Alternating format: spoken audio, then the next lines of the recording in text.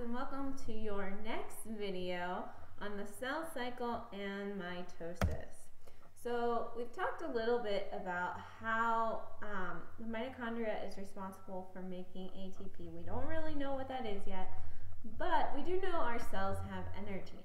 So now that we know that our cells have energy, what do they do with all that energy? Well, we're going to talk about that in this video cast.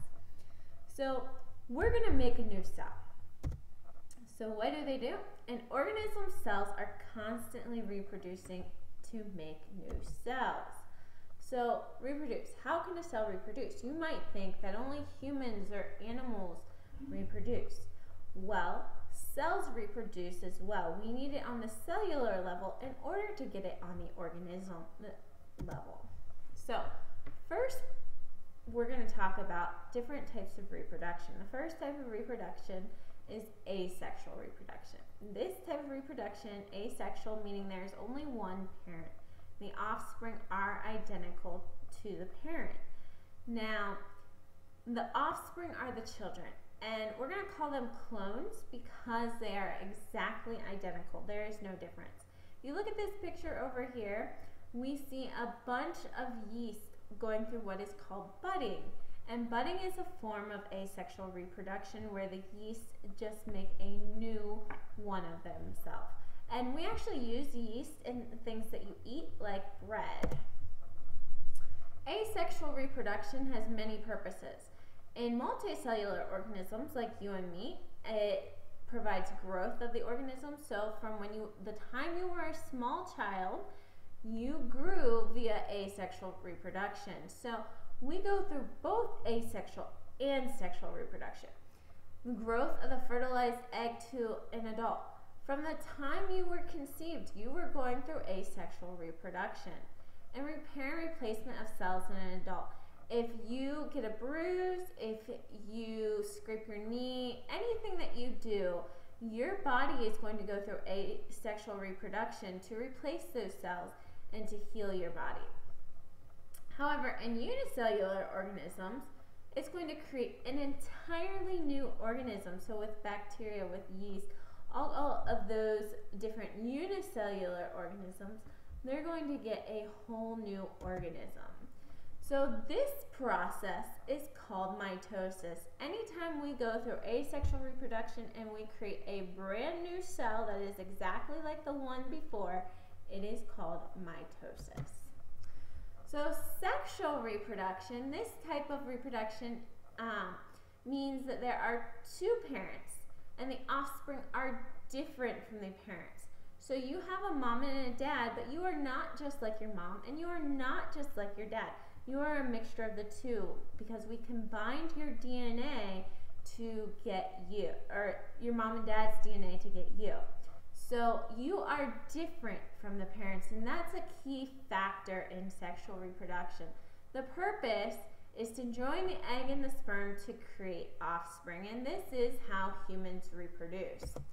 So humans reproduce through sexual reproduction, but the egg and the sperm are created through meiosis, and we're not really going to talk about meiosis in this video. We're going to talk about that in another video. The two main parts of mitosis, so this video is going to go through mitosis. The mitotic phase, a cell must copy its own DNA and then give the second copy to the new cell. And cytokinesis is cellular contents are copied and divided, giving the second copy to the new cell. So if we look at the cell cycle, we can see that interphase actually takes up the majority of the cell cycle. We have the G1 phase, the S phase, which is the synthesis phase, and the G2 phase. Now, in the G1 and the G2 phase, we are just growing. That's growth of the cell. We are also going just through the cell's daily metabolism, cell's daily activities. That's all we're doing. The cell tends to hang out in the interphase. At the S phase is where we're going to duplicate our DNA. So as you can see here, it says DNA synthesis. The majority of the time, as we can see, it's probably about 19/20ths of the cell cycle is spent in interphase. So interphase does include everyday cell metabolism, but most importantly, it includes replication of DNA during the S phase. It includes both mitosis, the division of the nucleus and the DNA, and cytokinesis. So mitosis, the first DNA must be duplicated during interphase. Then DNA condenses into chromosomes so that they can eventually line up next to each other and split into 2 new cells.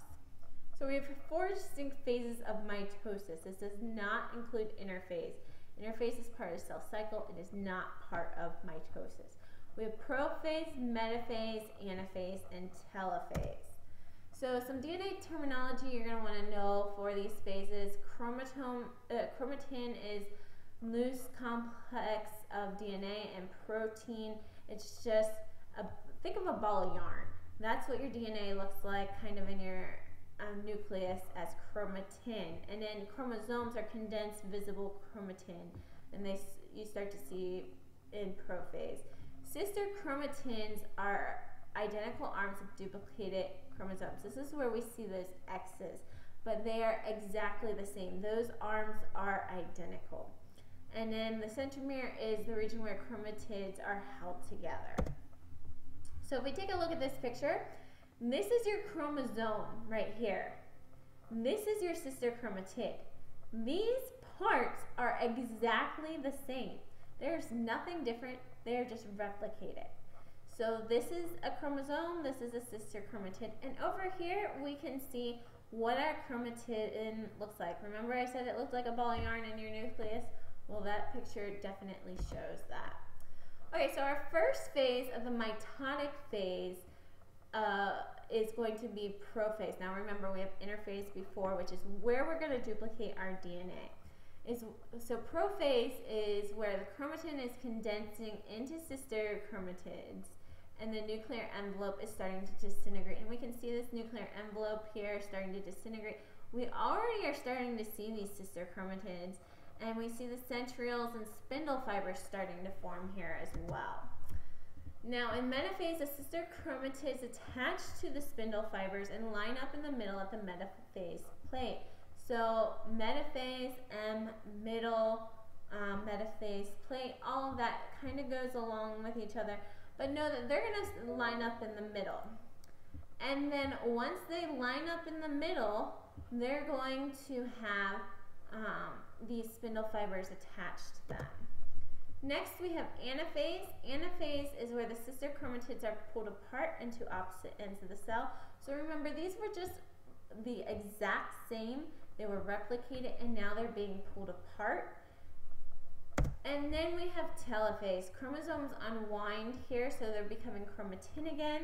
Cytokinesis has begun, so we're splitting the cell, we're splitting all the contents of the cell, and the pinched area is known as the cleavage furrow in animal cells. In plant cells, we have the cell plate, which actually forms from the inside out, and we just kind of form it inside, and then it just kind of goes along that where we would have the cleavage furrow. In the end, once we split the 2 cells, we have 2 daughter cells, and they have been created. These daughter cells now re-enter interphase, and the cell cycle starts all over again. And if we need more cells, they will go back into that mitotic phase, and then they will replicate themselves again. Okay, this is it for mitosis in the cell cycle. Make sure you took good notes, drew great pictures, because there were all kinds of figures in this one. And be ready to discuss this in class.